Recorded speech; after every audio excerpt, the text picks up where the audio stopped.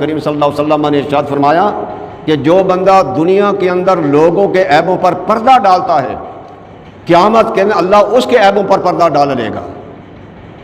करो मेहरबानी तुम अहले ज़मीन पर, खुदा मेहरबान होगा अर्श बरी पर। आज तुम किसी के ऐबों पर पर्दा डालो और खुदा तुम्हारे ऐबों पर पर्दा डाल लेगा। तुम इतने नेक परहेजगार नहीं हो। हम दूसरों के ऐब देखते हैं, अपने ऐब नहीं देखते, अपनी कुताहियाँ नहीं देखते। इससे भी अल्लाह ने तुम्हें मना फरमा दिया, रोक दिया ईमान वालों को, वला तजस्ससू, किसी की जासूसी मत करो। और ये बीमारी आज आम फैली हुई है, हर एक के अंदर, अमीर व गरीब के अंदर मौजूद है, छोटे बड़े के अंदर मौजूद है, मर्द औरत के अंदर ये बीमारियाँ मौजूद हैं।